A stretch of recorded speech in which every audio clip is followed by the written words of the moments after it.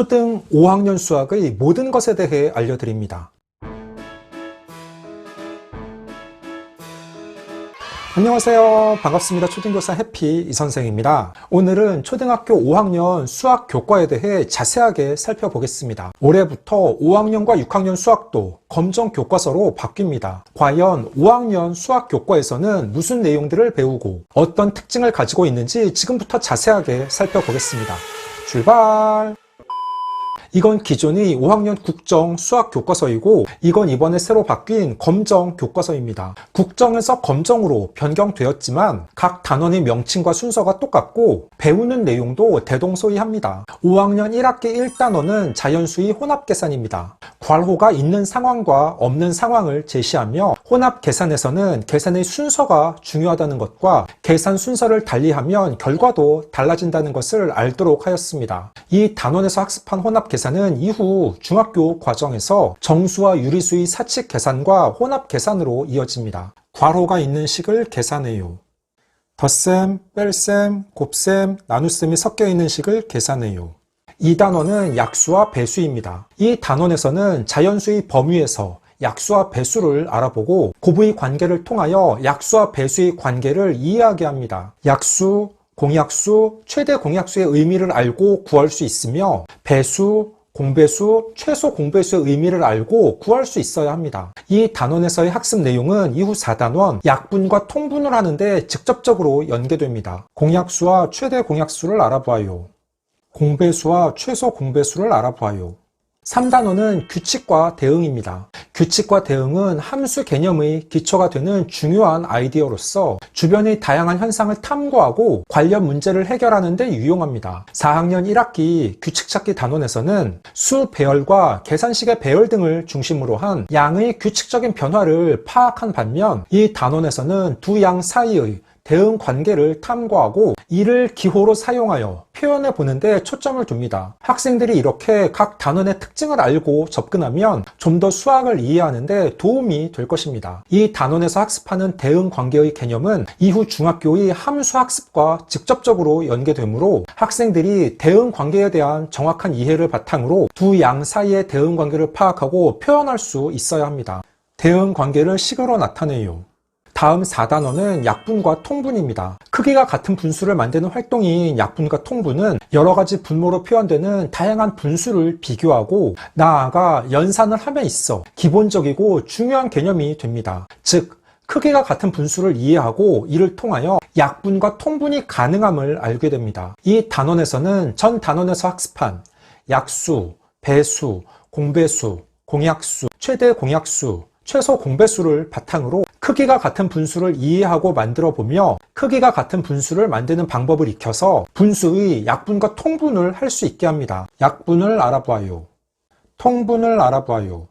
다음 5단원은 분수의 덧셈과 뺄셈입니다. 4학년 2학기 분수의 덧셈과 뺄셈에서는 분모가 같은 동분모 분수의 덧셈과 뺄셈을 배웠습니다. 이번 단원 분수의 덧셈과 뺄셈에서는 분모가 다른 이 분모 분수의 덧셈과 뺄셈을 배우게 됩니다. 이 단원에서 학습하는 이분모 분수의 덧셈과 뺄셈은 이후 6학년 1학기의 분수의 곱셈과 나눗셈 학습으로 연계되므로 학생들이 개념 및 원리에 대한 정확한 이해를 바탕으로 분수 연산의 기본 개념이 잘 형성될 수 있도록 해야 합니다. 1학기 마지막 6단원은 다각형의 둘레와 넓이입니다. 이 단원에서는 둘레를 이해하고 기본적인 평면도형의 둘레를 구합니다. 직사각형과 정사각형의 넓이를 구하고 평행사변형, 삼각형, 사다리꼴, 마름모의 넓이도 구해봅니다. 다각형의 둘레와 넓이는 이후 6학년 때 배우는 원의 둘레와 넓이 및 입체도형의 부피와 건널비 학습과 직접 연계되므로 잘 알아야 합니다. 사다리꼴의 넓이를 구해요.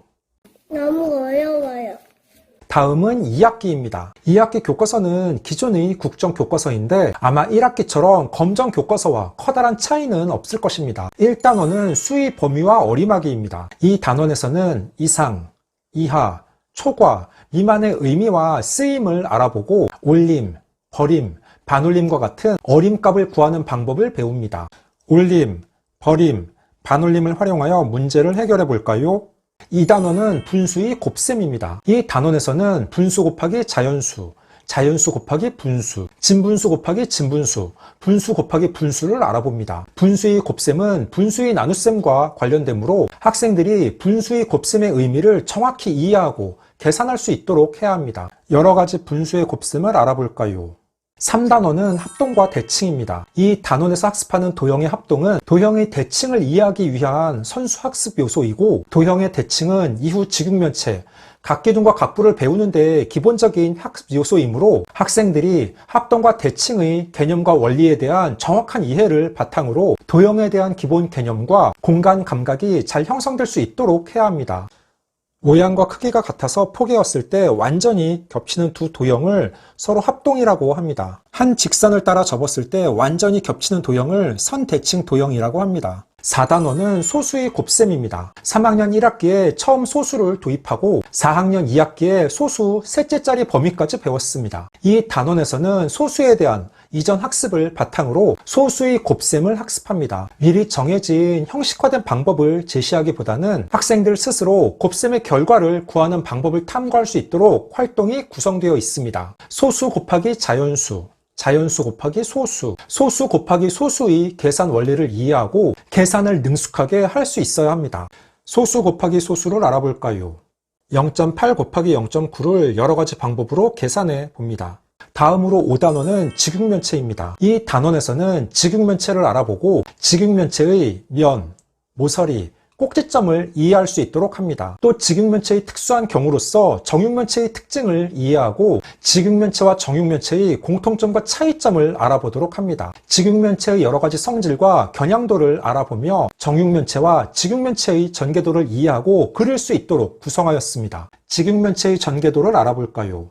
아이들이 실제 직육면체의 겨냥도를 보고 전개도를 그릴 수 있어야 하는데 쉽지 않습니다. 마지막 6단원은 평균과 가능성입니다. 확률 개념은 중학교에서 다루지만 확률 개념의 기초가 되는 일이 일어날 가능성은 초등에서 다룹니다. 이 단원은 주어진 상황 및 자료들에서 대표값으로서의 평균의 필요성을 느끼고 평균의 개념을 이해하도록 구성했습니다. 다양한 조작 활동을 통해 평균을 구하는 방법을 학습하고 이를 활용하여 일상생활에 나타난 자료들의 평균을 구하고 평균을 통해 자료를 예측해 볼 수 있도록 했습니다. 또한 일이 일어날 가능성을 불가능하다, 아닐 것 같다, 반반이다, 일 것 같다, 확실하다 등 말로 표현해 봅니다. 평균을 알아볼까요? 일이 일어날 가능성을 말로 표현해 볼까요? 15초 요약!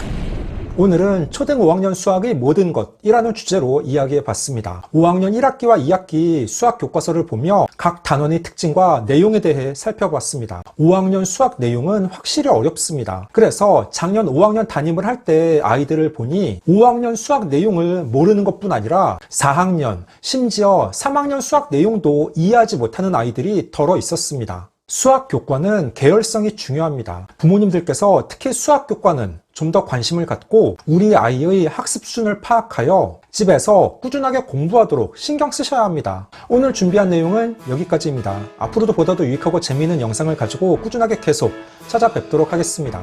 이상 초등교사 해피 이선생이었습니다. 안녕.